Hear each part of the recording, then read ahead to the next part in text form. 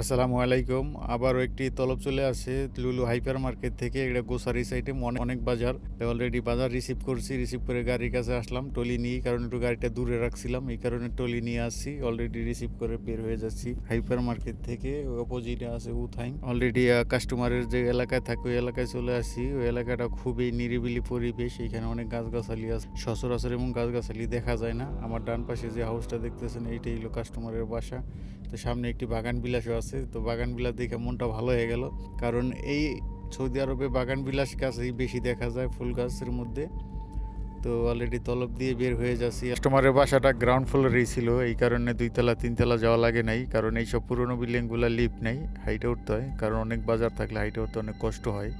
যাই হোক, কাস্টমারও দৌড়ে আছে, কাস্টমারও হেল্প করছে বাজার নেওয়ার জন্য। তো আরেকটি তলব আছে, তো মাথামে বসে রয়েছি তলব রিসিভ করার জন্য। এই তলব এটা হলো ব্রুস্টেড। তো তলব রিসিভ করে কাস্টমারের বাসায় চলে আসি। কাস্টমারের বাসা অনেক দূর, গাড়ি রেখে হাইটে আসতে হয়েছে, কারণ এটা হলো রেস্ট্রিকশন এরিয়া। তো ওই তলব দিয়ে আরেকটা তলব রিসিভ করার জন্য আসি। ভিডিওটি ভালো লাগলে অবশ্যই লাইক দিয়ে পাশে থাকবেন। আল্লাহ হাফিজ।